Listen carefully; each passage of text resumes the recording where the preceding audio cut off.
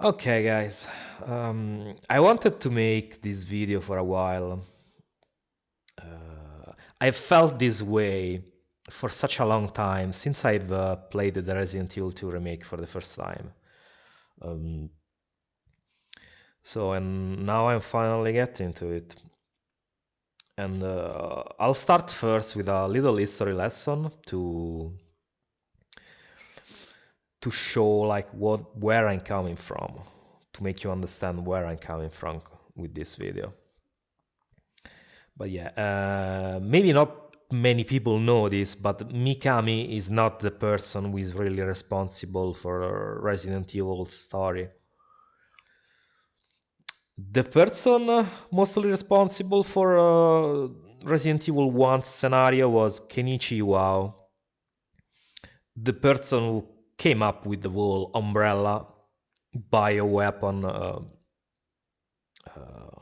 plot in substance, that kind of story.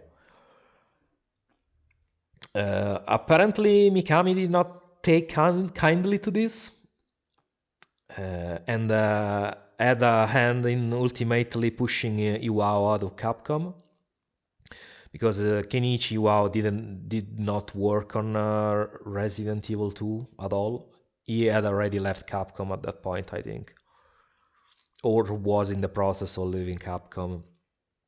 First, he was put off from working on another Resident Evil.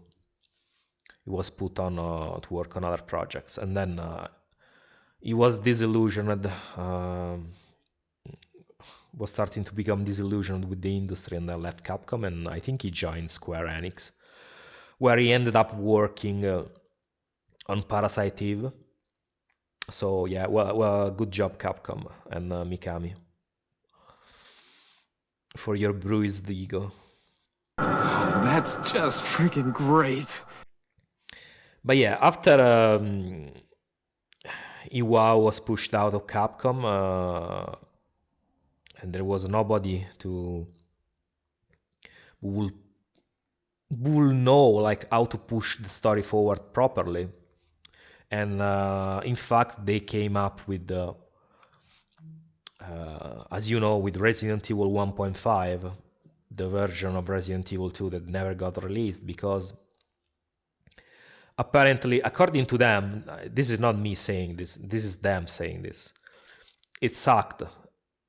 It was Capcom employees, developers who worked on the game. They said it sucked.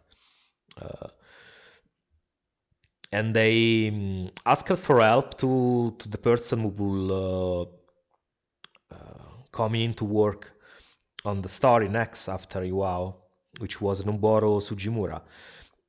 Someone at Capcom asked his opinion on Resident Evil 1.5 story, and Sugimura, I think, said, "This sucks. Let me let me rewrite this," something like that, on the lines of that. And yeah, that's how Sugimura came on board. He rewrote the script and everything for Resident Evil 2, and that's the version we got to play. And I mean, from what I've seen of Resident Evil 1.5, to be honest, it looked boring because this police station was a police station like you can see everywhere. It was very anonymous. I think I understand what they mean when they say the game was boring, because from the videos I've seen, it felt like a more boring version of Resident Evil 1.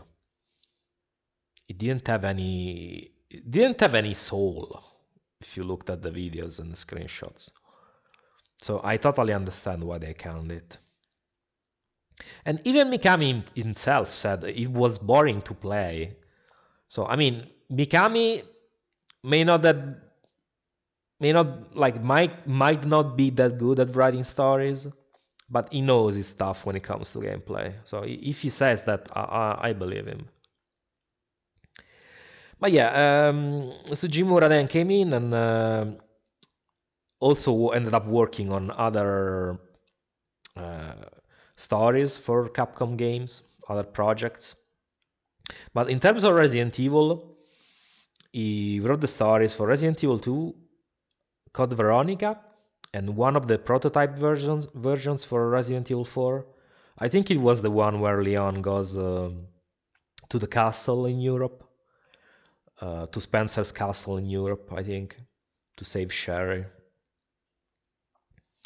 But this version was later was scrapped and later repurposed. The script, I mean the story, was later repurposed to be implemented in Devil May Cry 1 and also in Haunting Ground. In fact, both games take place in a castle, so makes sense. Well, other games he worked on also included Dino Crisis 2, Dino Crisis 3, and the Onimusha series. Sugimura's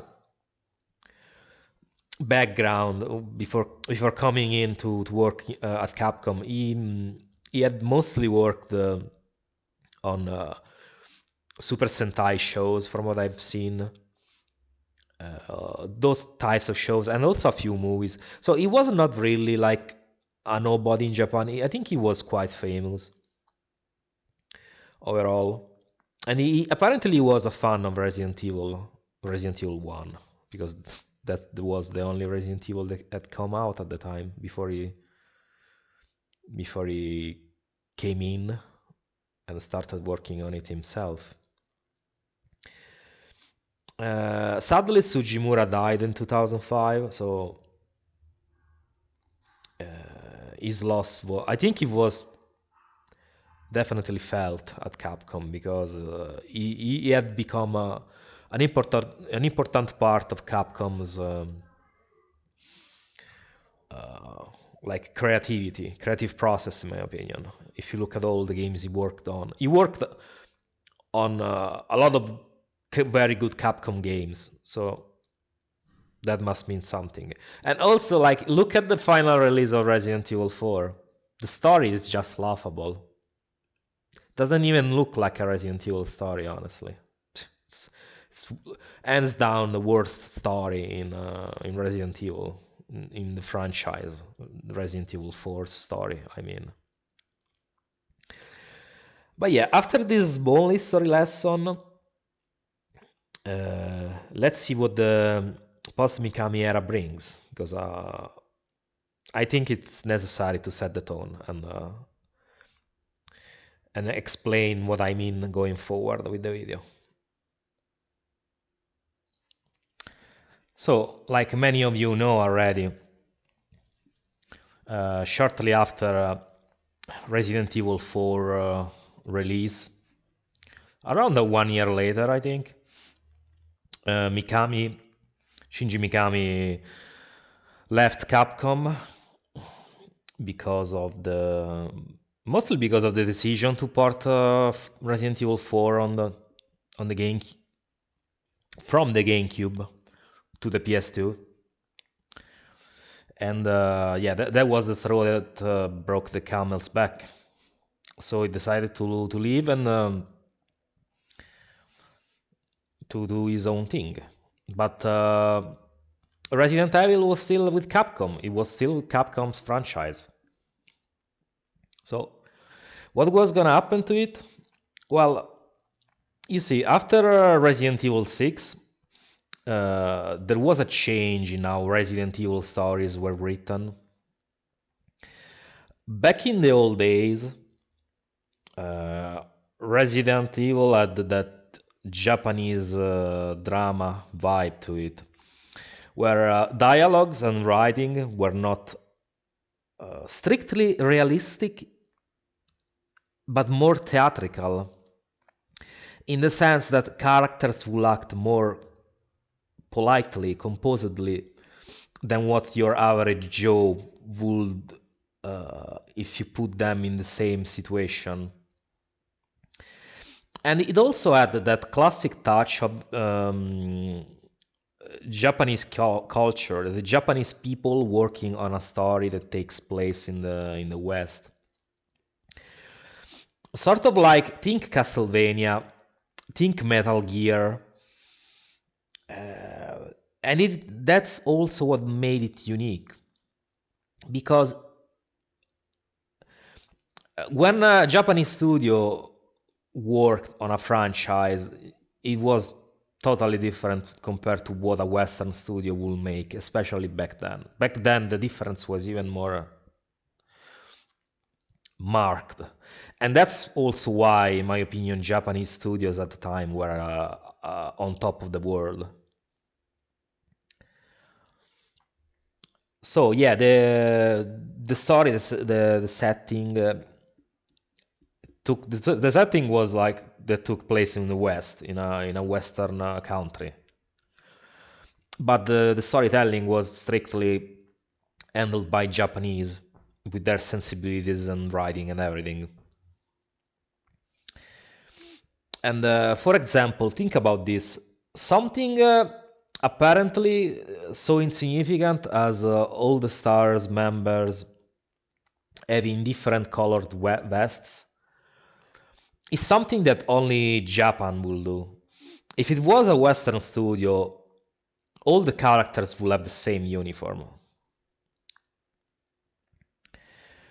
The games at the time will get into great detail about the lore, the creatures, the story. I remember spending hours back in the early 2000s visiting RE sites, reading again all the files and every other bit of lore and speculation, the plot of the games, and so on. Even Resident Evil 5 still had that same type of sensibilities for the most part, even if Western influences were already starting to seep in, because back in the 360 PS3 gen, like even Japanese studio were starting to westernize their modus operandi, and Capcom was definitely one of the most affected by this. Capcom is definitely the studio that tries to westernize itself the most back in that time period. And yeah, as far as Resident Evil 5 goes, there was a nice amount of lore and files as well. And with it being the closing chapter of the Umbrella, Wesker, Spencer storyline, it had to, because you had to. If you have to close a chapter in a story, you have to give explanations, give outcomes to people. So, but then with Resident Evil 7 being presented as a new beginning, they also completed the westernization of the franchise by hiring the guy who worked on Spec Ops: The Line to write the story. And you know, so it's a Western writer. It was the first time Resident Evil was being written by a Western writer. And if you had been playing Resident Evil since the early days, you could tell something was different with its dialogue choices. Characters will talk more in a less formal way. Will swear way more as well. What the fuck are you, Mia? Zoe, right? And what the fuck are these? Shut up and listen if you want to stay alive. There are crazy people in this house trying to fucking kill me. A fucking pocket knife? Fuck! Fuck! Fuck, fuck, fuck, fuck! Jesus, fuck! I just got done dealing with your mom and her fucking bugs. What the fuck? Well, that's special. Just fucking stay dead, okay? Fuck you! Fuck! Fuck you too! The fuck do you want? Okay, you little bitch. Where the fuck are you? But I personally did not mind too much yet, since it was new characters, new story, and a new location. It was Resident Evil 7 was marketed as as a new beginning. So I didn't mind much the change in tone at first. The problem for me became evident when they started remaking the games, the older games, with this same style of writing, starting with Resident Evil 2, I mean, back in 2019. Now, pay attention, I'm not talking about the acting, because I'm sure there will be people who will say, well, you know, the acting is bad in the old games. Which, parenthesis, other than in Resident Evil 1, it's blatantly untrue. Resident Evil 2 and 3 had decent acting, all things considered. It still holds up. It's not the best, of course, but it still holds up. And Resident Evil 1 got fixed with the remake. It got decent voice acting, normal voice acting. But you could argue that also Code Veronica had shitty voice acting too, but it was mostly two characters in Code Veronica that had bad voice acting, which were Steve and Alfred. Yeah, you know that. Pilot mode. I can't switch over to manual control. My apologies, but I cannot let you escape now. Alfred, you cross-dressing freak!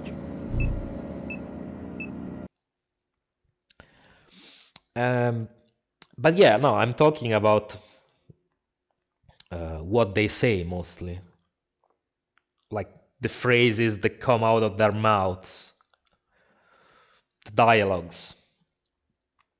So you'll find yourself with characters like Leon, Claire, Birkin, Irons, Annette, Ada, you know, those characters who act like a completely different person to what they used to be. Now, there's a lot to say about this, and it should probably warrant another video because this is probably gonna get long. But you know, I'll still talk about it since people nowadays on YouTube seem to enjoy long videos, so let's get to it. Okay, let's move on to talk about the characters in the Resident Evil 2 remake. But first I want to mention, before I said that Resident Evil 7 had the guy who worked on Spec Ops The Line working on it. But yeah, he only worked on Resident Evil 7. Resident Evil 2 remake was written by another guy, Brent Friedman, I think his name is. So yeah, the writing in this game is not on the Spec Ops guy. And all like subsequent games, I think they were written by other people too. Like Resident Evil 8 by another person, and Resident Evil 2 remake by another person as well. But it's not important. They're all Western writers. But I'm gonna talk mostly about Resident Evil 2 remake in this video. Resident Evil 2 remake's characters, and also Jill from Resident Evil 3 remake. But yeah, let's proceed with Claire. When Irons has her at gunpoint, for instance, she'll try to threaten him and flaunt her brother's status to scare him, which honestly is something very stupid to do, especially when dealing with an unstable individual. If you look at how she acted in comparable situations in the past, in other incarnations, in other games, well, she wasn't as in your face and reckless like that. Think, for example, when she meets Wesker in Code Veronica, or when she confronts Irons for the last time again in Resident Evil 2. Think of that.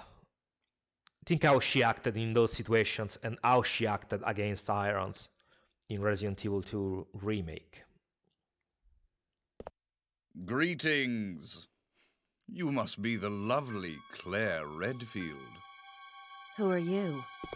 Let's just say that I'm a ghost, coming back to haunt your dear brother. Wesker? It seems there's not much explaining to do, is there? I was the one who attacked this island. Who'd have thought you'd be hanging about? All the better for me. Now that the cat dragged in this nice surprise, your ever so caring brother will definitely show up. I must thank you for being such good bait. I don't know what went on between you two, but you have him all wrong. My brother is not the kind of person you think he is. I despise Chris. What are you gonna do to him?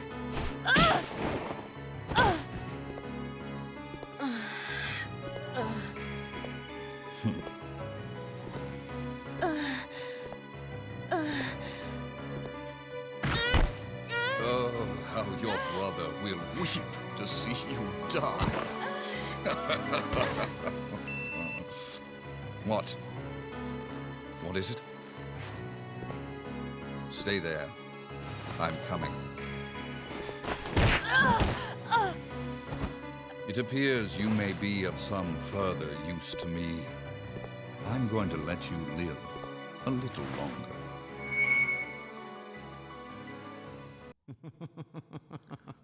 So you've made it this far. Not bad, girl. But I'm not letting anyone leave my town. Everyone's gonna die. Calm down, Chief. What happened? Shut up!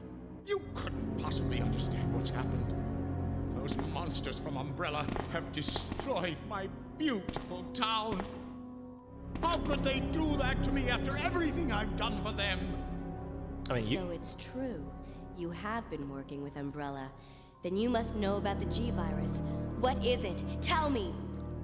If you must know, it's the agent that can turn humans into the ultimate bioweapons. Superior to the T-Virus in every way. Dr. William Birkin is the genius behind the project. William Birkin. I'm sure you've already seen his little girl running around here somewhere. Sherry, isn't it? In case you haven't already figured it out.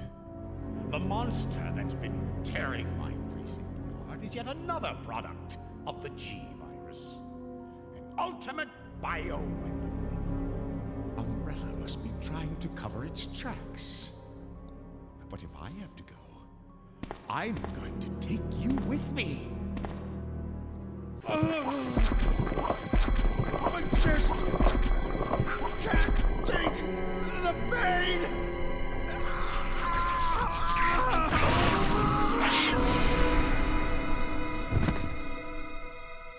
yeah, he ate too much fast food.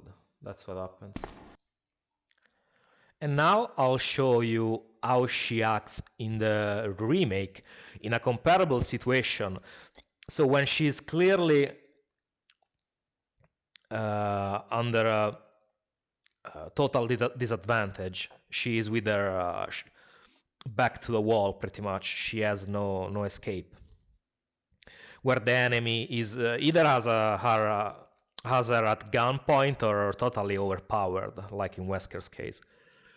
Look how she acts in the remake, after I've shown you how she acted in comparable previous situations. Sherry? I've been looking everywhere for you, Sherry. Brave little girl, leave her house in the middle of this mess. On the ground, hands behind your head. You can't be serious. On the ground, now. Sherry, tie her hands. Why are you doing Shut up. Tie her. Yeah, why? You tie her up now, or she dies.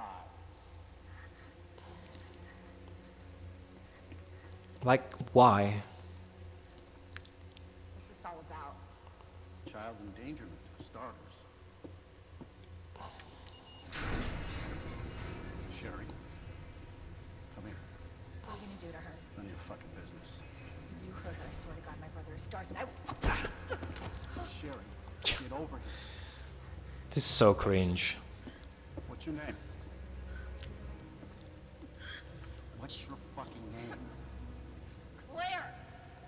Sherry, you come with me now. I'll say goodbye to Claire. Okay, I'll go. You better be taking me to my mom.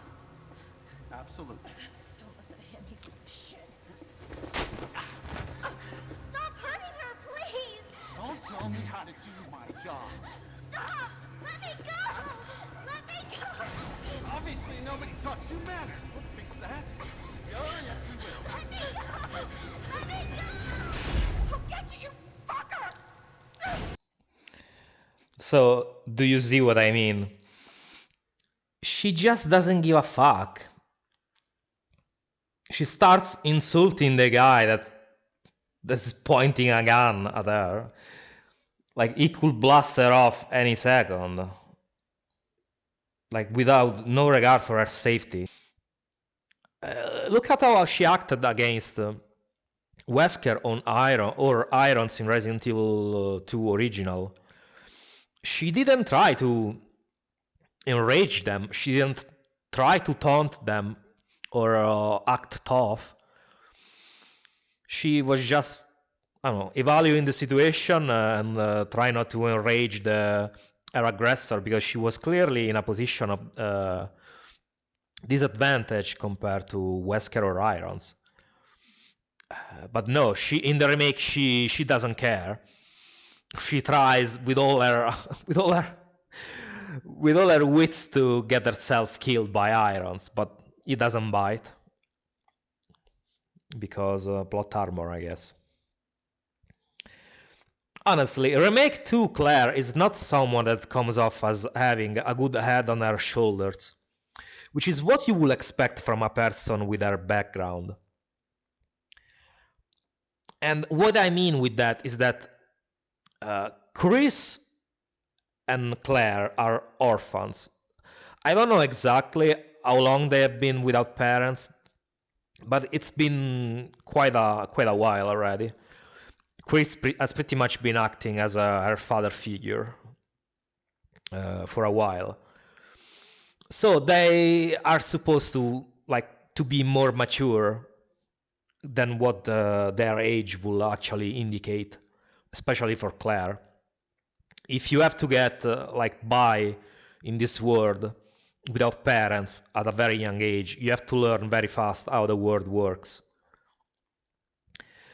And Claire in the original just was more mature. She acted more like you will expect from a person of her background, honestly. In the original. In the remake, she's overconfident.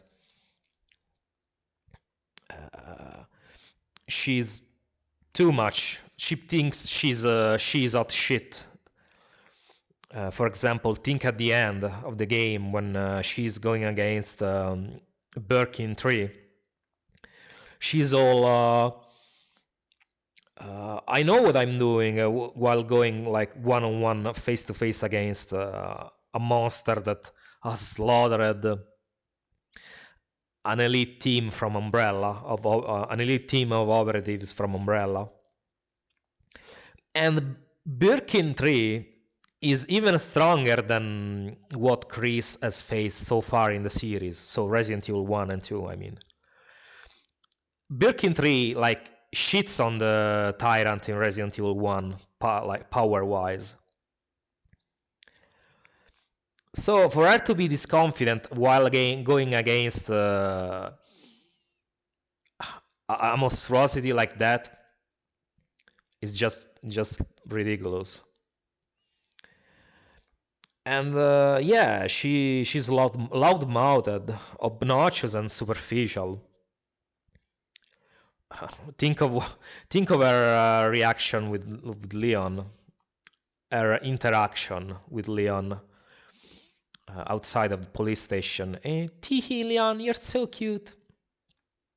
Yeah, you know what I mean. And something that really irks me about both Claire and Leon in this fucking game is their attitude of just look at what good of a person I am. While instead in reality they were always just normal persons trying their best in a shitty situation. But no, in the remake they just have to tell you how much of a couple of good persons they are, while in the original where they were too busy showing it off for real to be actually concerned about telling others that they are a good person. And this is a trend in this game. I can't fucking stand it. So yeah, Claire is completely a different person. Is not the Claire I remember in the original. She's just not the same. She's not mature. She's obnoxious. She's overconfident. And this is a clear mark of Western writing when they write women that are too overconfident to compensate. Now, as for Leon is too busy cosplaying as a cop and trying to impress new Ada to actually give a shit about saving people. And him believing Ada's cover story in this one is just plain retardation. Like, think about it. Ada says she's an FBI agent in this one. But we're talking about the same FBI that did send 30 agents to the Mar-a-Lago raid in search for classified documents. And also, another thing, in universe, in Resident Evil 2, in universe, the US government was trying to cut a deal with Birkin to get the G-Virus. And they actually did send a squad of Marines, I think, to Raccoon City to recover the G-Virus and extract Birkin, but they were stopped by the tyrants that Umbrella dropped near the Dead Factory. In fact, in Resident Evil 3, at the end, you can see there's dead soldiers on the ground and dead tyrants. And yeah, of course, the US government's plan to get the G-Virus failed. But yeah, just think about it. The US government did send a whole squad of soldiers to extract Birkin. So why would they send a single FBI agent? It's just stupid. There's no way about it. Especially if you consider that in a situation like that, against a corporation as powerful as Umbrella, in a viral outbreak where BOWs are running loose everywhere, and they you expect me to believe they will send a single woman agent to deal with this mess? Come on, it's just stupid writing. Also, yeah, Leon has a weird obsession with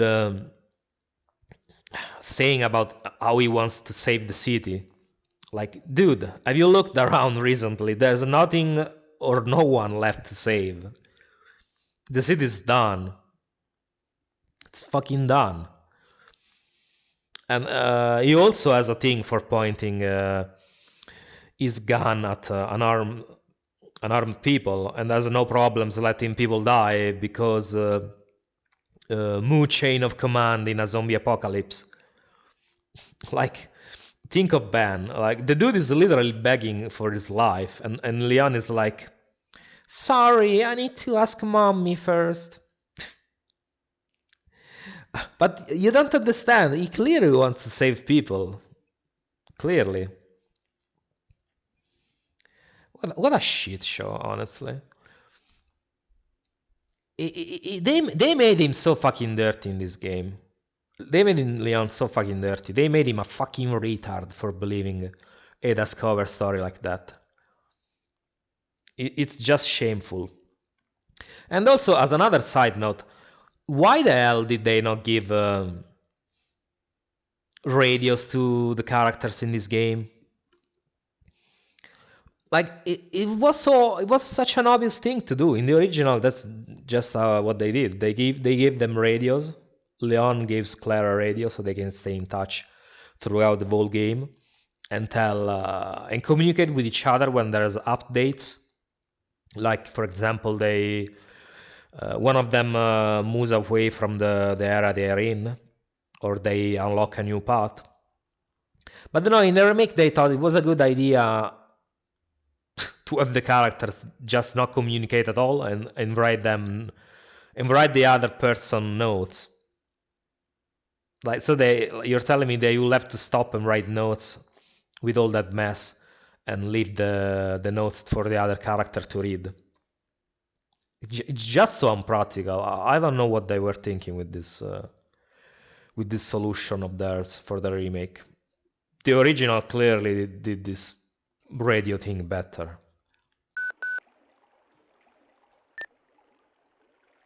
Leon, come in. I found the girl, and I've cleared the wreckage that was blocking the corridor.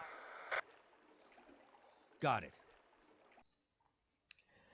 Now, Irons himself, let's talk about him.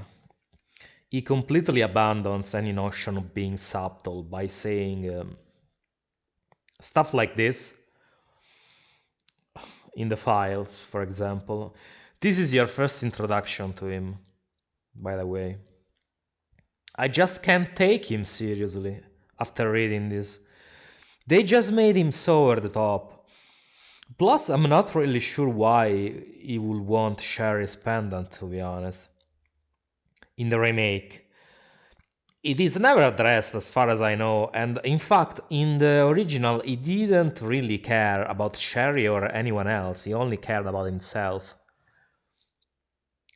And how he lost all the power he had. What made him stand out in the original was the fact that you could tell there was something terribly wrong about him the first time you meet him, even if it was just being polite to you in that moment. He was just a ticking time bomb, like waiting to explode on someone. Also, I wanna go on a tangent here and say that in the original, he is clearly set up way better. You first hear about him in the Star's office right when you're about to leave. A fax comes in. It's from an investigator who is replying to Chris's inquiry about Iron's past. And on there will also be mentioned that he was accused of sexual assault 2 times, I think. In the remake, this is not mentioned at all. They give you hints that he's probably like a sexual predator, by how he gushes when he disembowels the tiger, for example. But I don't know, it feels like they are afraid to openly state it. And this is something I have noticed, like in Capcom games in the last few years. They are afraid to be even remotely controversial. Think of the Resident Evil 4 remake or the Resident Evil 4 Oculus Rift release. They pretty much neutered all the dialogues that could be interpreted by some people as sexist, for example. But the old Capcom I know, the old Capcom I knew, honestly, was not this type of company. They actually used to push what you could do and say in games, if you think about it. Think of games like God Hand, for example. And yeah, it's just they are scared of controversy. And like, what's wrong, for example, with Leon saying woman? Like, what is wrong with that? It's not like he's calling them names. He's just being sarcastic. And even if okay, let's say you want to give like equal opportunity to dish sarcasm on each other, okay, then do like they did in Dark Side Chronicles, where Leon goes again woman, and then Claire says man. Like, make Ada go man and make her say man like Claire did in Dark Side Chronicles. Don't completely remove the line, because Twitter tards otherwise are gonna get triggered by that. If she did come through here, why would she go alone? There's something about her that bothers me. She just wants to get out of here, Claire, and she needs our help. Ugh, men. You just want to impress her, don't you? Women. This is not the Capcom I knew, honestly. It's something else. And also, going back to Irons, the diaries, his secretary diaries are gone. They are not here anymore. And that also were an important piece in his characterization, in my opinion. But no, they are gone in the remake. No secretary. So yeah, Irons is another butchered character by someone who clearly did not understand what he was about at all. Yeah, this is gonna be a trend in this remake. Now, for Ada. About Ada, I already talked about her cover story in this one, about how she's an FBI agent. I don't know what the writer was thinking with that, honestly. To me, it made much more sense for her to be like a normal civilian. Or at least, if you didn't want to make her a regular civilian, you could have made her like, I don't know, a cop from another area of America. That she was still coming here to look for her boyfriend, who worked for Umbrella. Like, why remove that plot point that was also already like pretty iconic in Resident Evil 1? Like, it was so iconic that the Sugimura thought to connect it to the second one. But to be honest, Ada was already in Resident Evil 1.5. I think she was an Umbrella scientist in Resident Evil 1.5. So it was not exactly on Sugimura alone to bring her to Resident Evil 2. But to me, it makes sense to keep that plot point about her boyfriend working for Umbrella, so she had an excuse to be there. A believable excuse, because, you know, my boyfriend is here. I'm worried about him. I haven't heard about him in a long time. What happened? But instead, no. I'm a single FBI agent that's gonna shut down Umbrella by herself. That's more believable. I'm sure. And I mean, it's not just that when it comes to Ada. I don't really like how she manipulates Leon with that kiss on the cable car. In the original, their kiss was genuine. It came at the end of the game in the B scenario only, after one last sacrifice from Ada against Mr.X. because she was helping Leon against Mr. X, and she took quite a beating to do that. So it was more symbolic. It was not manipulative in any way, in my opinion. But here, she just uses that kiss to make him shut up.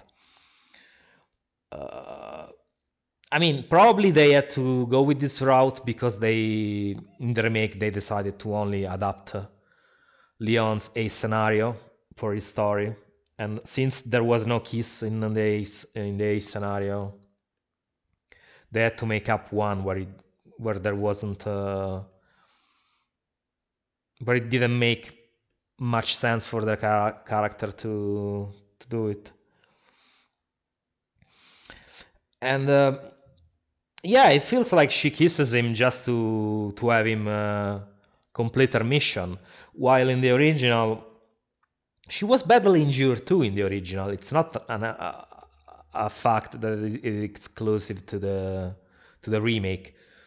She was badly injured in the original too. And she actually did ask him to leave her alone, to go away, because she knew there was the possibility she had to hurt him due to her task of recovering the G virus. And despite being injured, she sneaks away as soon as they part ways. She sneaks away to do her thing, to complete her mission. She doesn't wait for him to bring her the G virus, which is another misunderstanding by the writer about Ada's character. She didn't want to take advantage of Leon because she understood that he was a good person and not a buffoon who was cosplaying as a cop and a clown like in the remake, you know. But yeah, let's move on to the next character. Now the next character to be butchered is Annette. Actually, Annette and William, but I will talk William only briefly. But as for Annette, she became in this one a BPD bitch, how they call them. She flips plops every 2 seconds, like the world is about to end any moment because of her infected husband. Like, bitch, just go and say your daughter. Stop being so melodramatic. Like, original Annette cared more about her family than her work or role as a scientist. Yes, she valued both. But as soon as she would hear that Sherry was in danger, she would drop everything and went to her search. Like, while here in the remake you have to beg her to do something for Sherry. Like, come on. They made her a bad caricature of a career woman, fundamentally. And they misunderstood her character. Like, this guy can't write woman for shit. Not enough time. Million supplies are at stake. Make up your mind, you fucking schizo. Sherry, Mommy loves you, sweetie. Goodbye. Yes, yeah, goodbye. Go take your meds, maybe. Are you fucking kidding me? This guy can only write one archetype, the obnoxious, loud woman. He can only do that, and or overconfident woman. He can only do that. And as far as William Birkin, they made him a whiny bitch in this one. Like, did they really have to ridicule him like this? Like, he was a stone cold motherfucker in the original. Like, I'm not gonna like go and claim, oh, William Birkin was a great character in the original. He was barely in the game, to be honest. He was more the type of character that is more important for lore reasons than what he actually does in the game. But yeah, well, they they made him a whiny bitch in the remake. Was it really necessary to humiliate him like this? Just look at the difference. And we get a nice exposition with a way better cutscene than what this way. It's in the remake. Where it's sheer perfection. My precious G-Virus. Where William cries, no one will ever take you away from me. Oh, G-Virus is mine. There he is. So you finally come. Doctor, we're here to collect the G-Virus sample. Sorry, but I won't just hand over my life's work. Stop. You might hit the sample. That's it, all right.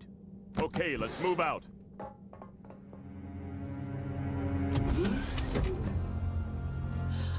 William. Oh, my. Hold on, darling. I'm taking care of that bullet wound first. Stay here. I mean... bullet wound, he got fucking eviscerated. Alpha team, have you retrieved the sample yet? Affirmative. We'll be at the rendezvous point in 1 minute. Roger.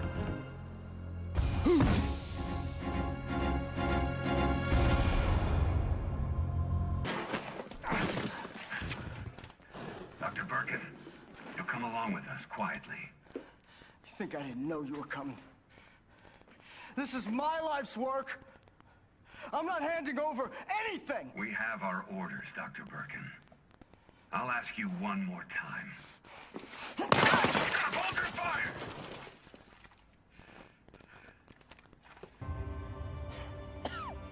You don't get away that easily.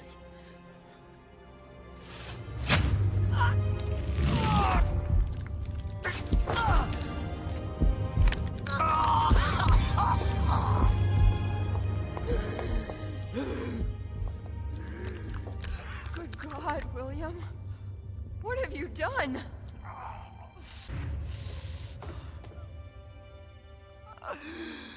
She is my creation!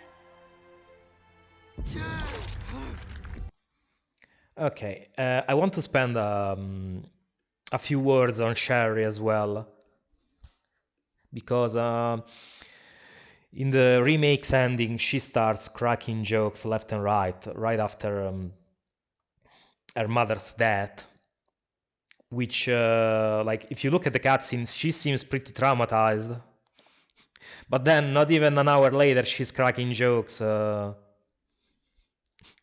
about Leon and Claire being boyfriend and girlfriend,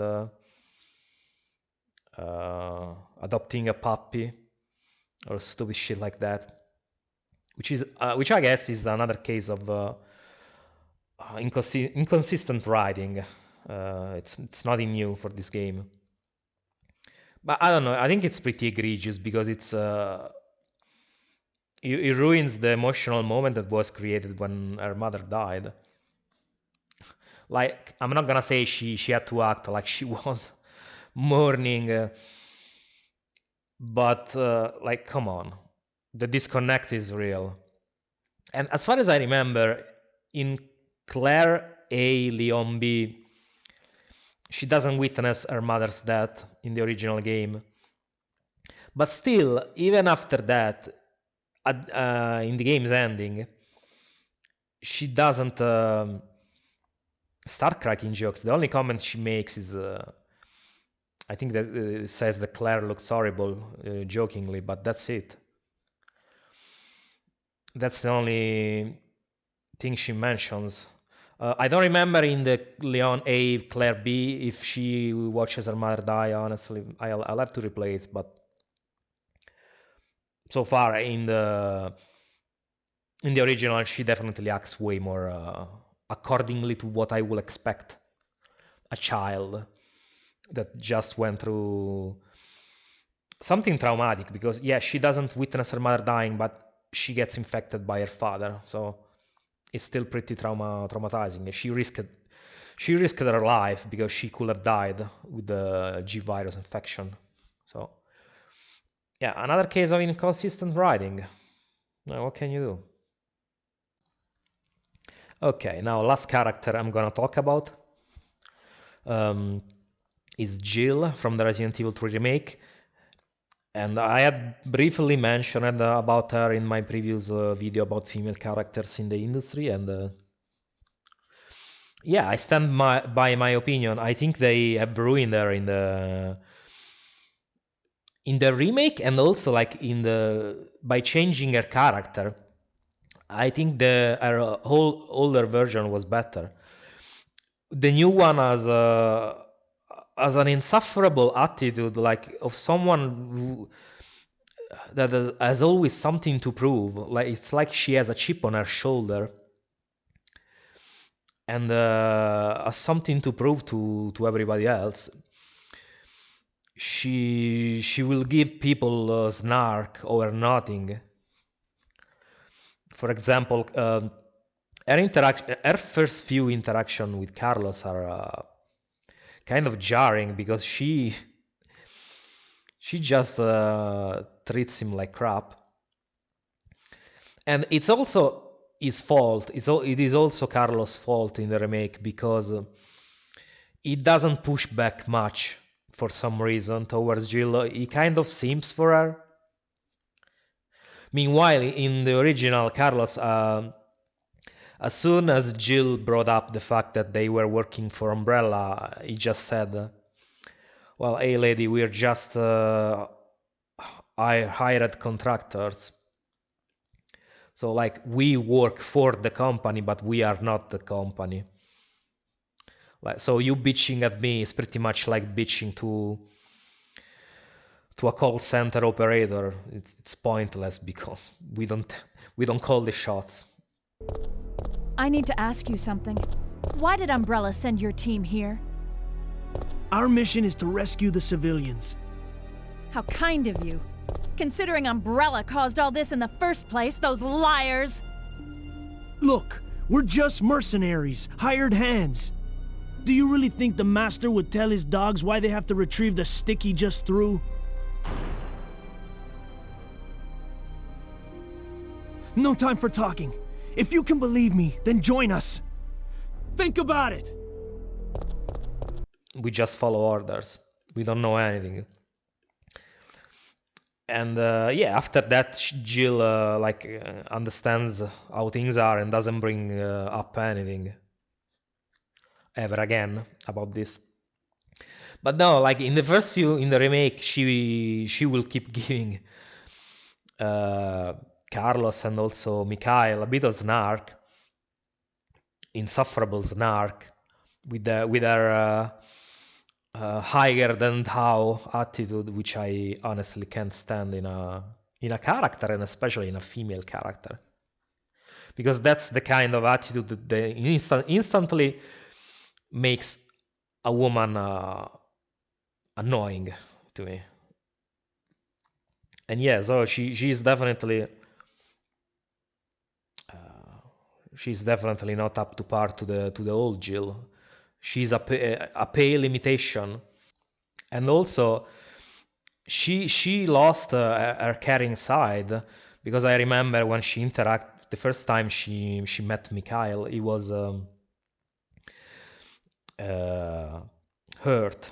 He was wounded kind of badly in the original game, and she is worried about him. He was unconscious, yes, but the kind of wound he has is pretty much the same in the remake. While in the remake, he gives him snark once again. And that makes her insufferable, because why are you doing this? Why? They're trying to save people.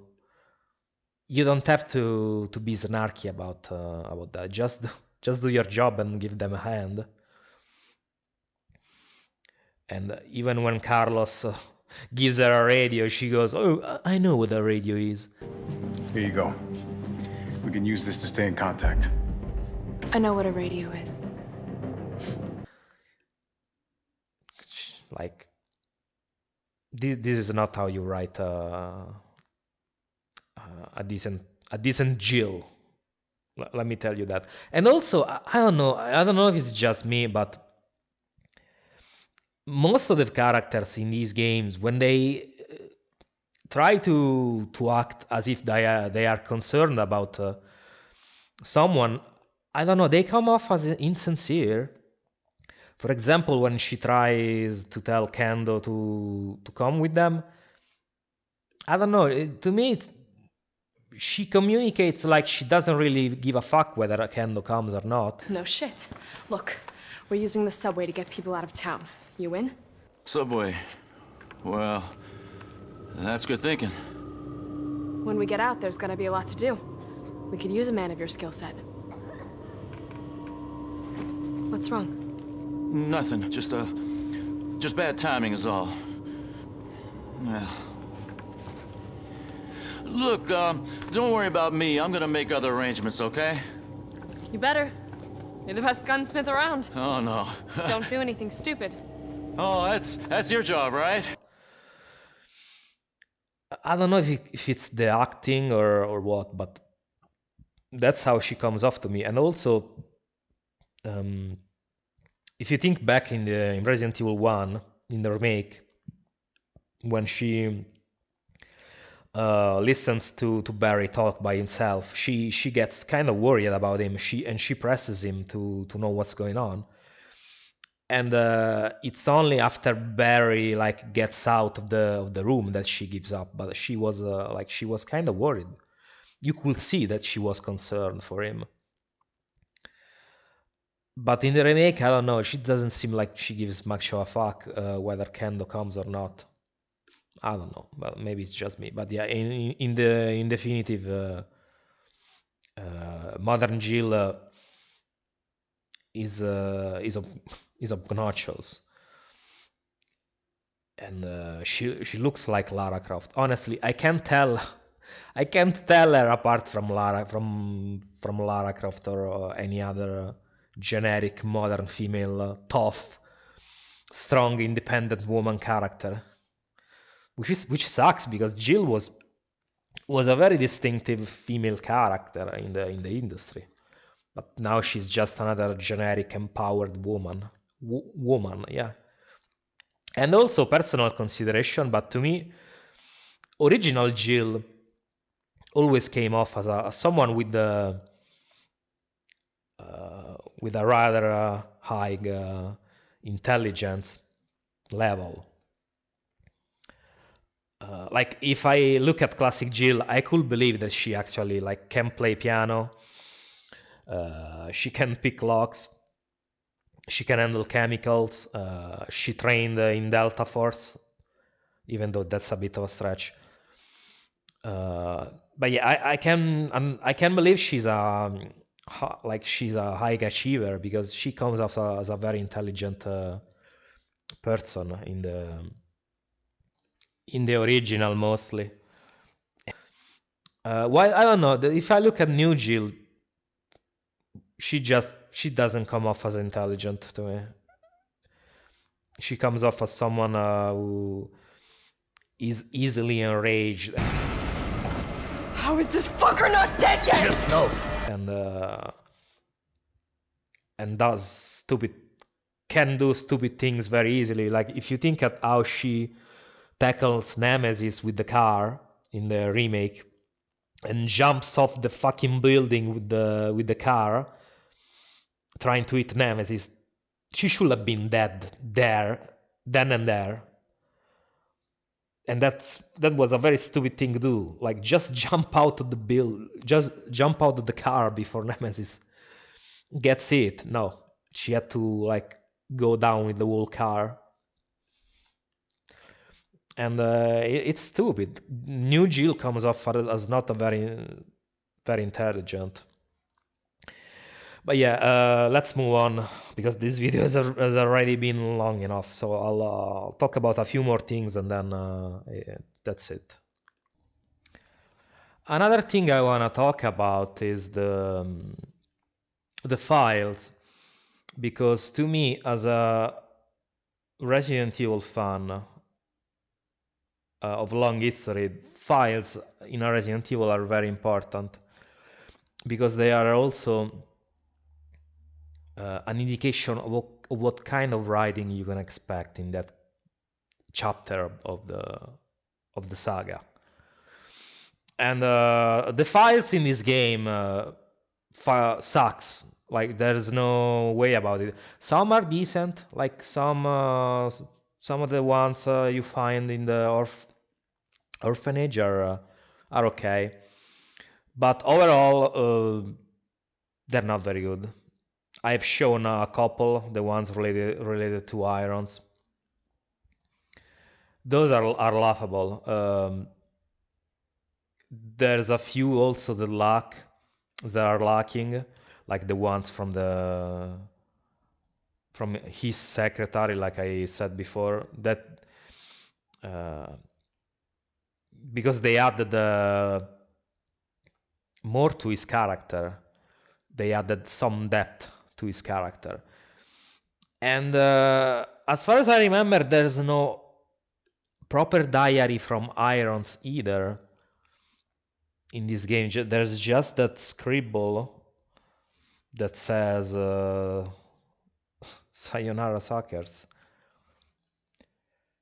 And also his taxidermy file, taxidermy diary, small diary. It's very small. But other than that, in terms of irons or files related to irons that explain his background or something like that, there's nothing else. So it's very lacking on that front. But they are not as in depth as the files in the original Resident Evil. But I want to discuss right now mostly the letter that Claire's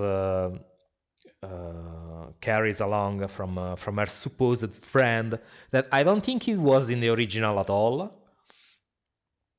But I don't know, this letter is quite something, because this supposed friend of Claire's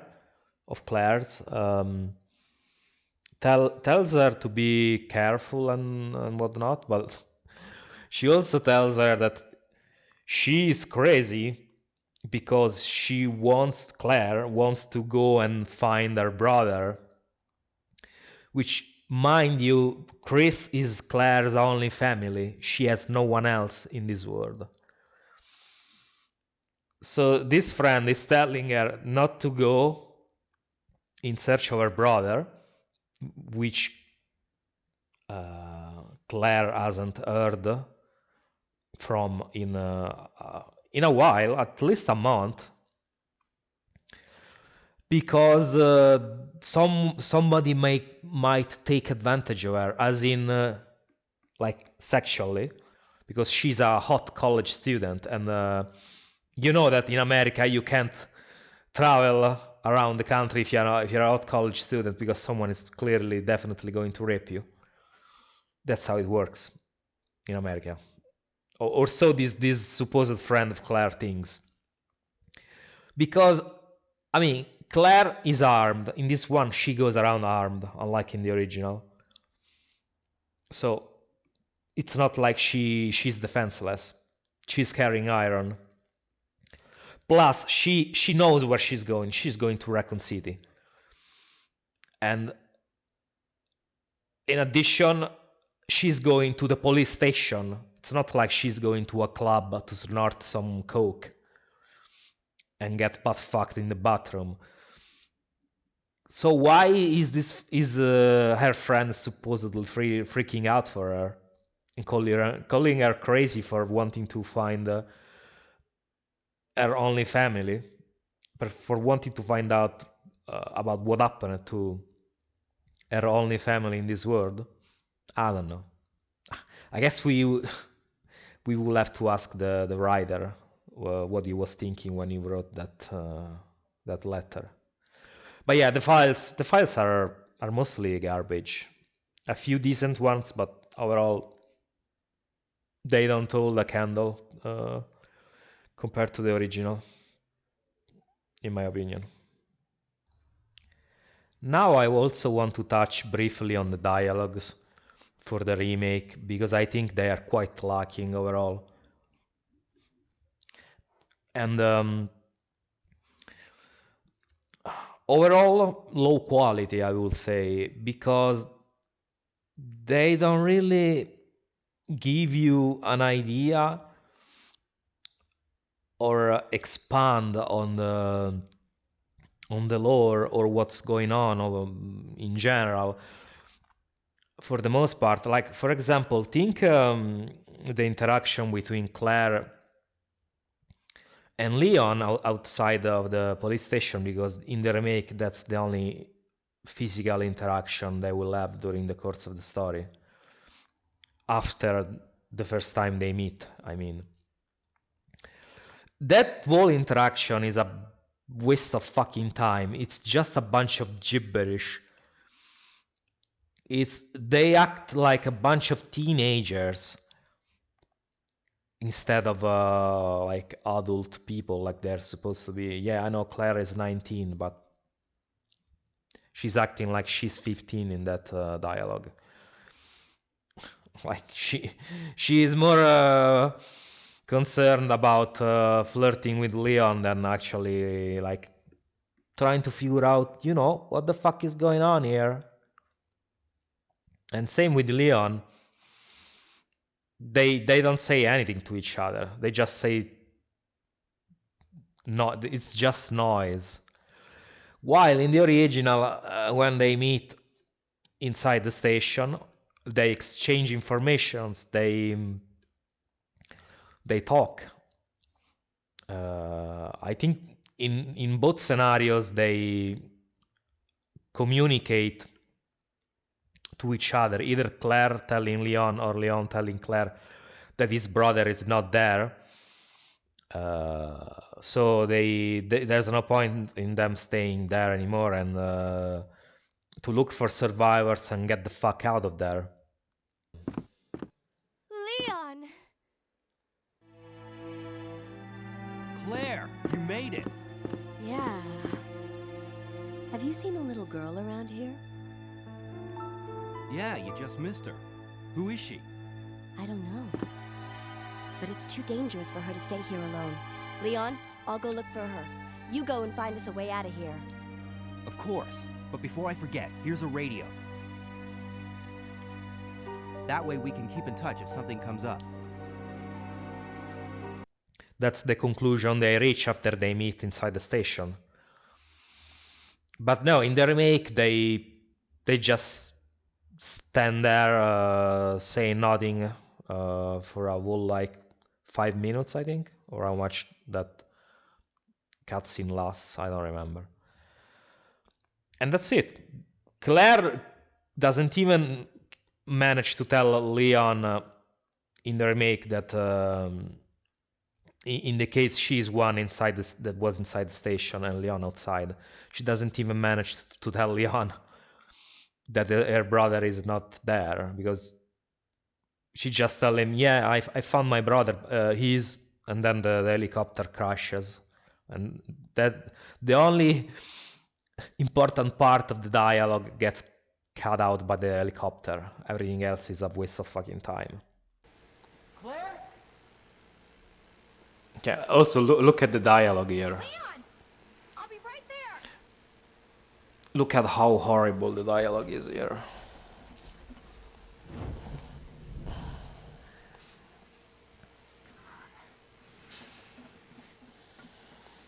Leon, we really gotta stop meeting like this.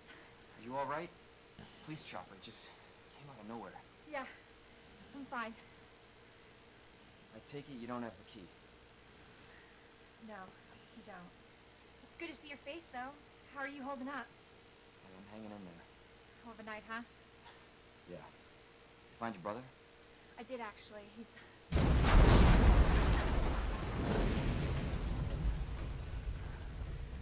Just me think it can't get any worse.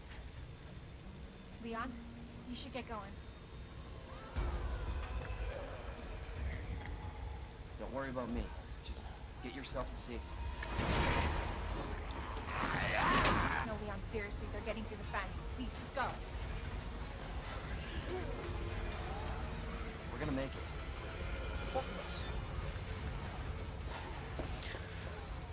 Like, why? Simply why? They didn't say anything.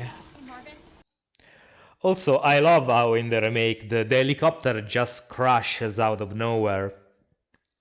They didn't even bother to make up a reason for why the fucking chopper crashes. Meanwhile, in the original, if you remember, there's actually a cutscene for the helicopter crashing that shows you how it crashed in the B scenario, which is I mean, I always thought it was interesting because before playing the B scenario, I always assumed that the chopper had crashed because some kind of flying creature made it crash. But no, and then when you play the B scenario, you actually get to see how it crashed, and it's fucking cool. And they couldn't even adapt that in the remake. So how disappointing. And that's not the only instance where dialogues are pretty bad. For example, another instance that comes to mind is that when Leon gets attacked by the dog in the remake, which is the first interaction with Ada, because Ada comes and saves him. Okay, keep that in mind. Leon got assaulted by an infected dog, so it's an animal. And later on in the game, when they go to the sewers, and Leon has to face the crocodile, the giant crocodile, in the sewers. You will then tell Ada that, but you didn't tell me that the virus turns reptiles into monsters, only people. Except that, he forgot that he got assaulted by a fucking dog, an infected dog. So what makes you think that if a dog can get infected, other animals can't? Like, what makes you think that? It's kind of disingenuous by Leon. And it's another instance of bad writing.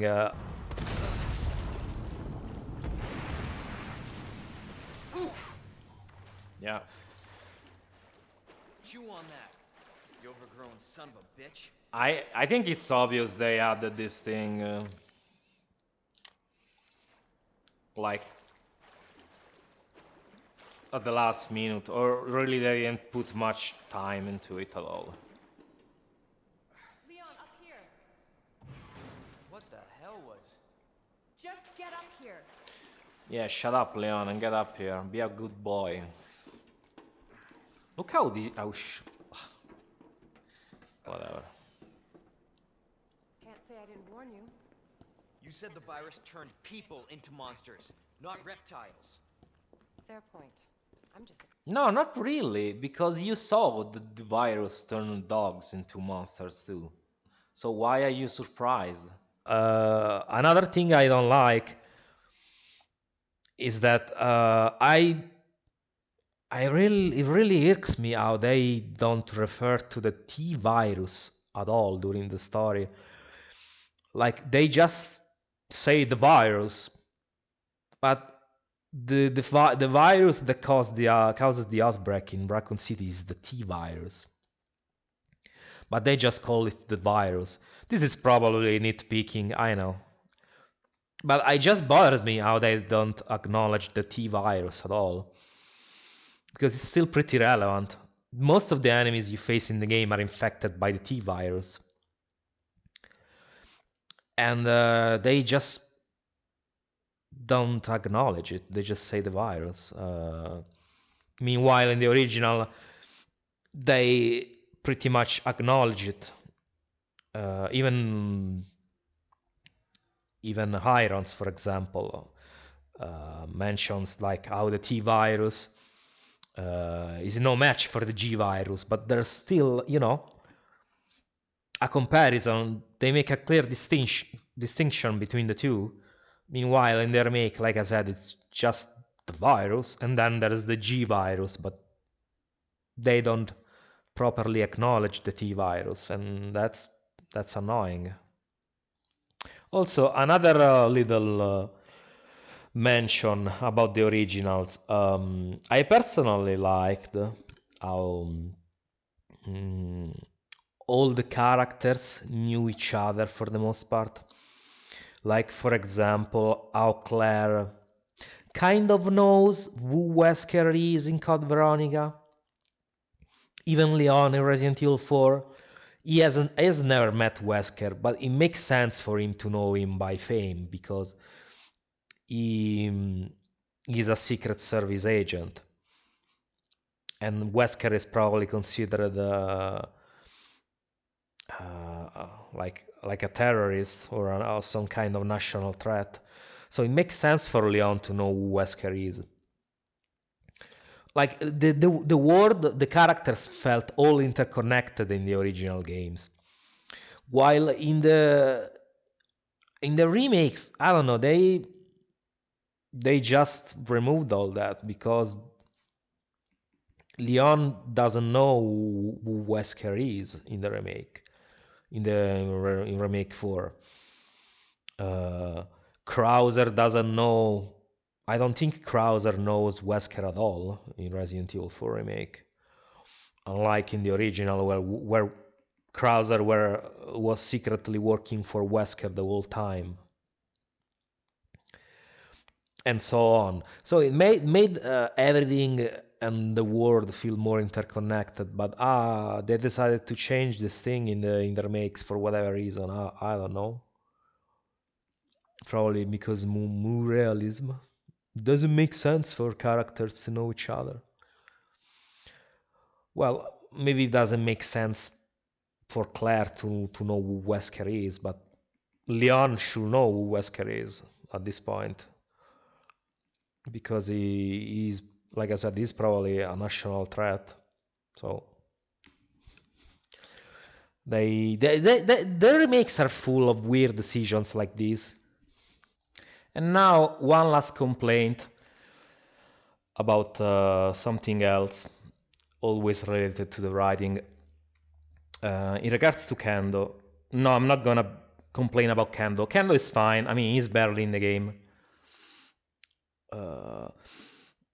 I'll say immediately, Kendo, Marvin, and Hank are probably my 3 favorite characters in the remake, because they are barely in, so they didn't have much time to fuck them up like they did with the others. So those 3 are okay in the remake. But what I don't like in regards to what they did with Kendo is they gave him a daughter, but it's just an exploit in the sense that they gave him a daughter to have a cheap emotional scene. The classic, oh, the child dies in the zombie apocalypse. Now be sad, please. It feels so forced. It's just a cheap scene to make you feel bad and evoke feelings, try to evoke feelings, but it doesn't feel genuine. It feels shoehorned. I'm not sure why they felt the need to do that, since there was already a child in the story, like Sherry was already a child. So I'm not sure why. And also, if you consider that Kendo, in the original, as far as I remember, Kendo didn't have any wife and daughter. His only known family was his brother, Joseph Kendo, which is Joseph is the salesman, while Robert is the gunsmith. So they could have done something with his brother instead. Why make up characters that don't exist just to oh, look at the poor girl who is gonna die because she's turning. Poor kid. Yeah, like it's another instance of Western writing trying to chase once again the Last of Us effect. It's kind of a trope at this point. The poor child that dies in the apocalypse. Now feel bad for it. Yeah, no, not really a fan. But yeah, I think I've said everything I wanted to say in regards to like the writing and characters. In terms of gameplay, I don't like mostly a couple things. Like, I don't like how the aiming works. If aiming in this game feels like ass, it's so imprecise. I don't know what. I mean, I kind of get why they went with that because it's an horror game. But it doesn't mean that the aiming has to feel like slow and imprecise like that. You could also have gone for a different approach, for a more precise aiming, and maybe slightly more enemies on screen. Because honestly, there aren't that many zombies on screen in this game. They decided to go for a more tanky approach on the zombies. They made them like more tanky, but the aiming doesn't feel good. Also, it also like makes you feel like you should avoid combat rather than actually wanting to engage with the enemies. Meanwhile, I think that should be a player choice. You shouldn't like force the player's hand with a decision like that. For example, in this regard, I don't like how the damage system works in this game, because I'm of the opinion that headshots should do more damage. Headshots with a regular pistol should do more damage. The damage system should work kind of like Resident Evil 4, where headshots clearly do more damage. So you don't need that many consecutive headshots to kill an enemy, and it should be like that too in this game. But no, it works differently in Resident Evil 2 Remake, because no matter where you shoot a zombie with a regular pistol, you just deal the same damage. Doesn't matter where. And I think it's kind of a nonsense, because if you give me the chance to aim wherever I want, if I'm skilled enough to pull off enough headshots, why shouldn't I be able to kill enemies more quickly with the starting handgun? I'm not saying you should kill them like in one shot. No, like in Resident Evil 4. Usually, an average enemy in Resident Evil 4 an average ganado takes 4, maybe 5 headshots to go down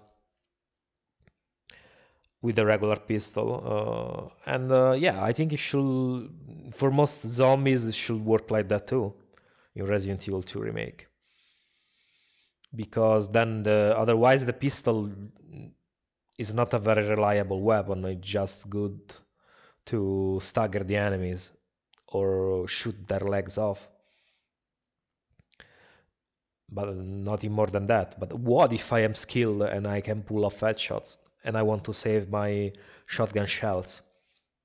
I can't do it because the devs decided that the pistol in this game is pretty much useless. Yeah, I don't like it. I mean, it's not a huge issue, but honestly, it should have been handled better, because it's just jarring when you see a zombie taking like 10 headshots and it's still going. It creates a disconnect between the narrative, the immersion, and the gameplay. Because canonically, in the Resident Evil universe, zombies can take only one headshot to be killed by even a 9mm gun. And it's been seen like in the intro cutscene of Resident Evil 2, Leon shoots the zombie in the head, dead center, and it goes down in one hit. Also, Leon, always in Resident Evil The Generation, the first CG movie, that's canon by the way, he tells other soldiers to aim for the head if you want to dispose of the zombies immediately. So, in canon, single headshots with regular pistols can kill zombies. But of course I don't expect in the game to be a thing. Like I said, even Resident Evil 4, it takes a few headshots to kill an enemy, and it should be here the same as well. Also because, like I said, headshots are not easy to pull off against zombies, because they bob their head a lot, they stumble a lot around, and when there's 2-3 zombies, you don't have the time to shoot all 3 on their heads. So if I want to like engage them in combat even with just a pistol, why can't I? That's my grievance in that sense. And also, when you get grabbed, I really don't like how the camera gets close, because it has happened a lot of time that after being grabbed, when the camera gets close and the animation is over, I'll find my character going in the opposite direction to where I was going before being grabbed, and that's fucking annoying, because like it's the classic example of style over substance.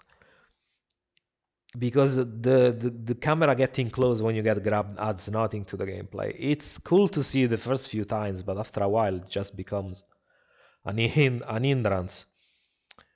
And they should have given the possibility in the menu to disable it, because it's just annoying after a while. Other small complaint: the defensive items against certain enemies don't give you enough invincibility frames. Like, for example, the G infants. I've been like, it has happened to me that I have been grabbed over and over and over by the G infants, and I kept using the defensive item to free myself, but then he recovers immediately and he grabs me immediately again. And yeah, it's just, it feels dull to play like this, because if I use a defensive item on an enemy, I should be able to go past them. They shouldn't be recovering before me. If I sacrifice one of those items, I should be able to go past them, at least in terms of recovery. And it means, I mean, invincibility frames, not really, but most in terms of the enemy recovery. They should take more to recover. And yeah, for the most part, these are my main complaints in terms of the gameplay. The gore system is pretty good. I like what they did. It's probably the best thing this game has to offer. It's very in detail, very graphic. I really like the gore system. Definitely top thing this game has to offer. Now, I also want to touch on Mr.X, because I don't really like the implementation he had in the remake. Honestly, concept-wise, I prefer how it is handled in the original. Meaning, I'm fine with him stalking you, but he should be able to stalk you only at specific times during the story, like in the original. for the most part. Like, I'm fine with having him like coming at me like during normal gameplay sessions as well. Like, for example, he's not following me, then something in the story happens and he starts following me. Like for example, in the story, when you have to solve the library puzzle, when you have to push the shelves, he'll spawn and start chasing you. I'm fine with that type of implementation. But the problem is that the Mr.X also follows you around during normal gameplay as well, especially in the second playthrough with the other character. He's following you from the beginning of the playthrough, as soon as you enter the police station. And it would be fine to have him on your ass all the time, but the problem is that you can't shake him off. Like, you just can't down him and he'll go away until the next story event triggers him again. That would be the ideal way. Because probably original Mr.X was supposed to be a stalker too, like Nemesis, that follows you through different rooms, but they probably didn't have the tech to do it. And then Nemesis in Resident Evil 3 was their final version of that type of enemy. So it's fine to have Mr.X as a stalker, even in normal gameplay sessions, but you should give me the chance to down him for good. Down him for good, and then he goes away until the next story event triggers him again. And that's how it should work. So the template should be like this. He is not following you. Story event happens. He starts following you. If you ignore him, he'll keep following you all around the station. But you have the choice to down him. So you get the resource, you down him, you get the resource, some resources back, and then he'll go away until the next story event triggers him again. Rinse and repeat. That's how it should work. If you down him, he should go away until the next story event. Period. Then when he's triggered, if you don't down him, he can stay around for whatever the fuck he wants. It's fine. But you should give me the chance to let him fuck off forever until the next story event, because at least that's more engaging than me having to run around to a safe station, to a safe room, and just close myself inside. That's not fun. Because in the game, in the remake, the way it is right now, it's not worth spending ammo to down him for just 1 minute. It's a useless exercise, pretty much. You waste resources and he only goes away for a very little time. So it just doesn't work. My implementation will be better, will make the game more fun. And the last gameplay thing I want to mention, even though this one is quite minor, but I still think it's it exemplifies like how the second playthrough wasn't really well thought. It's kind of half-assed, because in the second playthrough you can get another gun, and this handgun is a reference to the characters' alternate costumes in the original game. Like Claire gets a Western revolver, and Leon gets a 45 caliber pistol, a Colt, I think. And yeah, those pistols are exclusive to the fake B scenario, like I like to call it. But the issue with these pistols is that they will pretty much replace your main gun, in the sense that you won't get normal 9mm handgun ammo in the B fake B playthrough. You only get ammo for this extra handgun you get. And the problem is that it doesn't work very well, because now you have this gun, this secondary gun, that receives no power-ups. Receives no power-ups compared to your other basic guns. Like the Matilda, for Leon, after you pick up all the power-ups, it becomes pretty good as a weapon. Meanwhile, the Colt is kind of sucky. Is slightly more powerful damage-wise, but other than that, it has a low fire rate, a very small magazine, and the same with Claire. Her secondary handgun, the Colt, not the Colt. I mean, yeah, it's like a Colt single action army, but yeah, her secondary gun you pick up in the fake B scenario is not as good as the powered up version of her basic gun, which also get the possibility to carry magnum rounds, so it's quite good in that sense. And Claire also gets the Browning, which is the pistol she had at the beginning, the basic pistol she gets in the original Resident Evil 2. So she really didn't need that fucking Colt single action army. Yeah, it shoots more fast than the basic handgun, but you can't really power up that one either.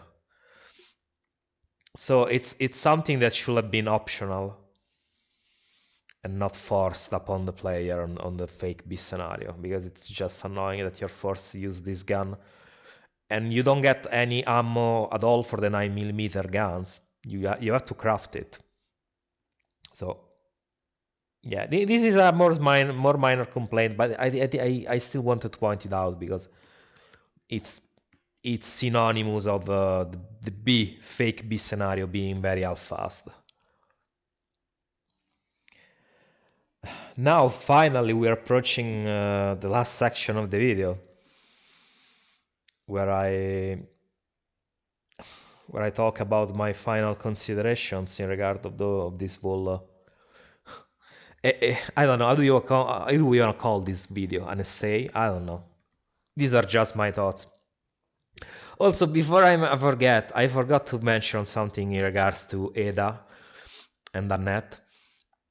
So I'll say it here because I don't want to go back and edit that part again. Like, Ada makes it sound like she has an ongoing feud with Annette when she says, you always been good at running, Annette. But they don't know each other. So why did the writer thought it was a good idea to put that line in? I don't know. Once again, we would have to ask him why he did this very good job in of course I'm being sarcastic, but yeah, no, honestly I think the dialogues are pretty mediocre in general. It's people saying, "Whoa, this one is much better than the original." I don't know what the fuck they're smoking, honestly, because the dialogues here are pretty mediocre overall. And considering the bigger budget this remake had, it's quite laughable. I didn't even mention the things that everybody already knows, like the lack of the zapping system, the lack of a decent soundtrack in the remake, Mr.X teleporting in some instances, that's also very annoying. I didn't mention it because I mean I probably forgot to mention a few things, but there was so much to talk about in this video that you'll have to forgive me if I don't mention everything. But I wanted mostly to talk about the things that not many people talk about, like I did in this video. And also, I made it seem like I don't like swearing. I personally have no problem with swearing. My problem with swearing in the games during like inside the games is that the way the Western writers do it nowadays is that they put it in like way too frequently, every 2 seconds, or everything that happens, the character will swear out of nowhere. And I think it cheapens the whole experience, it cheapens the writing, it cheapens the story, the dialogues. In my opinion, swearing should be in only as an enhancer to let the player know that the character is feeling very strongly about something that is happening on screen right now. The game in the series that did it best, in my opinion, is Resident Evil Remake, because the characters don't usually swear throughout the game in Remake 1. But in some cases, when they get particularly frustrated or they feel a strong emotion, they will swear only in that particular single instance. So it's not as overused and overplayed, like for example in the later games handled by Western writers. Like Ethan says fuck every 2 seconds. So I prefer like Resident Evil 1 Remake handle it. Like Chris calls Wesker a son of a bitch when Wesker reveals his plan. And stars were umbrellas. No, rather, my little piggies.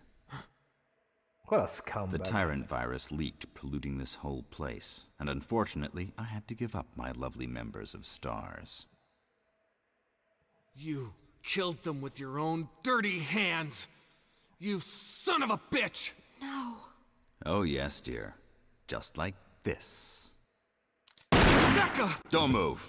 Or Jill, when she gets frustrated because the radio doesn't work, she will say, shit, the radio doesn't work. Those kind of reactions by the characters I'm okay with. But not the character saying fuck every 2 seconds. It's very lazy writing. But I mean, if a game has no swearing, honestly, I don't think it's a problem. Like, do you honestly like feel like no swearing at all in Resident Evil 2 original or Resident Evil 3 was a problem?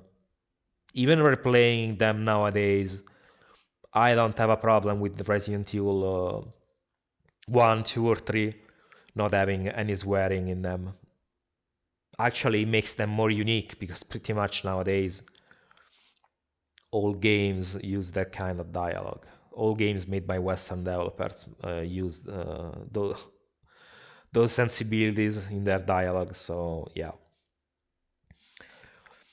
And yeah, what else to say? I'm sure people will say, oh, you're nitpicking and whatever. I don't think I am, because I'm only making this video because I feel very strongly about these topics. Like I've said, Resident Evil, the classics were a big part of my gaming youth. Let's call it that. And I wouldn't spending my time making an almost 2 hours or more, I don't know how long it's gonna be, video, wasting my time like this to talk about something I didn't feel strongly about. And if you disagree, it's fine. It's not a problem. But the problem is that I know how it works nowadays. Most people just care about that a game has your average standard uniform gameplay, your third-person camera from behind the back, your shooter controls, and that's it. That's what most people care about. doesn't matter if the writing in a game is shit. It doesn't matter if the gameplay loop has problems.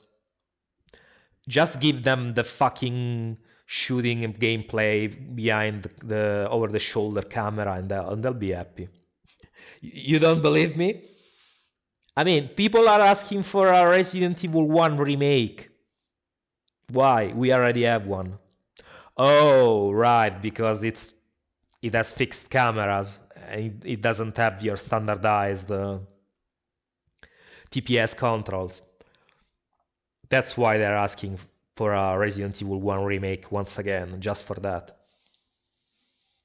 I think it's laughable, because you're only going to get Resident Evil 2 remake once again if they do a remake 1 again with TPS controls, but we'll see.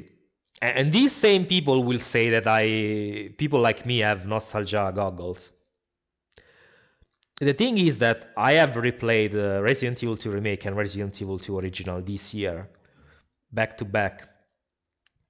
And I still think Resident Evil 2 holds up pretty well, overall. So I don't think I have nostalgia goggles, because if I would have felt differently while playing Resident Evil 2 Original, I would have said it. Yeah, it doesn't hold up. But no, it does hold up incredibly well, even though the gameplay is dated, of course, but there's nothing wrong with tank controls. Not sure what people have against tank controls. They still hold up fine. It's just a different type of gameplay. I guess it's a matter of habit. But yeah, what I'm trying to say is that those people will say that you have nostalgia goggles, but I will say that people who think like that, have shiny new thing goggles, because they can only play a game if it has modernized, standardized controls. They won't play a game like Resident Evil 2 Original because it has tank controls, and they don't touch tank controls. If a game is older than a thought years, they will ask for it to be remade. So it's you who have issues, not me. I play all types of games. I play modern games, old games, unlike you. And yeah, my last point. People will say, some people will plurally say, well, they are reimaginings. They are not remakes. So they can change things. The characters can change. Well, let me tell you this. Like, what's the point of remaking a game if the characters are gonna be completely different persons? The story is gonna get changed. The dialogues are gonna get changed. Like, what's the fucking point of remaking a game if it's gonna be a different game for the most part? And it's only going to vaguely resemble the original. At this point, you might as well make a new game, because the way Capcom is doing things is very sleazy, in my opinion, because they define these remakes as reimaginings, but they are using the names of the original games to latch on, so they get all the fame, the noise that these names have, because they are big names. Resident Evil 2 was the most sold Resident Evil at one point. So you get all the fame from the name, but none of the you shield yourself from criticism, because you say, well, it's our reimaginings, and the fanboys do this too. They will tell you, well, it's our reimagining, it doesn't have to be the same. Yeah, but you are using the name. You're using the name. You're pretty much replacing the name of the original with the remake, because they are called the same. When you go and search on the internet, you click Resident Evil 2, most of the results will be about the remake, not the original. And that's a problem, in my opinion. If the remakes had some kind of different moniker to them, like a subtitle, people wouldn't complain as much. They are leveraging over this fact by naming the remakes the same as the originals and trying to replace them, because they also are not making the originals available on new platforms. And no, emulation is not a valid alternative, because most people don't like to emulate games. So the problem is Capcom not making these old games originals available on modern platforms. I don't know what's the reason. I don't know what the reason is, but their whole catalog, their whole pre-Resident Evil 4 catalog is pretty much gone, because you can't buy it anywhere. So you either have an old console or you emulate, but like I said before, not everybody can do that, is willing to do that.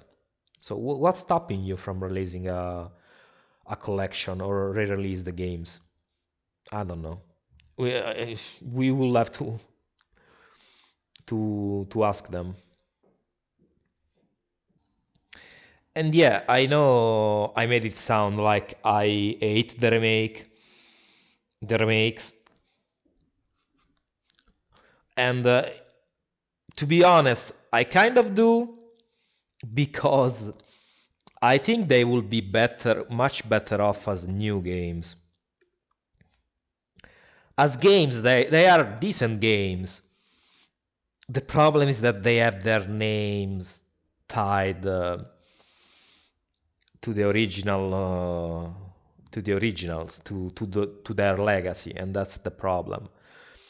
I would have enjoyed Resident Evil 2 remake way more if it was a different game unrelated to Resident Evil 2, if it was a new game, because it would have be able to stand on its own without obvious comparisons with the old one. Because as a game taken by itself, Resident Evil 2 Remake, I think it's a good game. The problem is that it is also a bad remake. So it's difficult to separate the two for me, because Resident Evil 2 is a very special game for me. But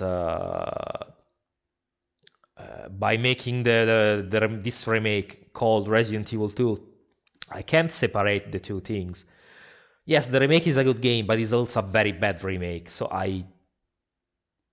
I'm gonna play it. Yeah, I did enjoy it overall, but the sour taste in my mouth remained, because I said to myself, this could have been much better and more faithful to the original. It sucks, because if only Capcom had made a Resident Evil 1 type style remake back then, when they had the chance, we wouldn't have these issues nowadays, because we will have both an old style remake and a new style remake. But no, at the time they thought it was not a financially sound idea, because they thought the formula was dead in the water, but they were wrong. And yeah, we now find ourselves with the situation we have today, with these remakes being churned out almost every other year, and then the old ones being completely forgotten by Capcom, which really sucks. But yeah, the video is over. I think I've said everything I wanted to say.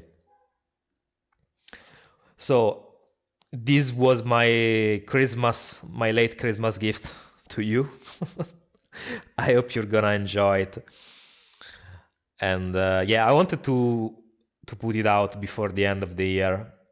It took me a long time to make this video, so if you enjoy it even a little bit, please like, subscribe and share it, because it took me really a long time to make this video. And yeah, let me know what you think, what your opinion is. I'm eager to read your comments. And I hope you enjoy the video, of course, and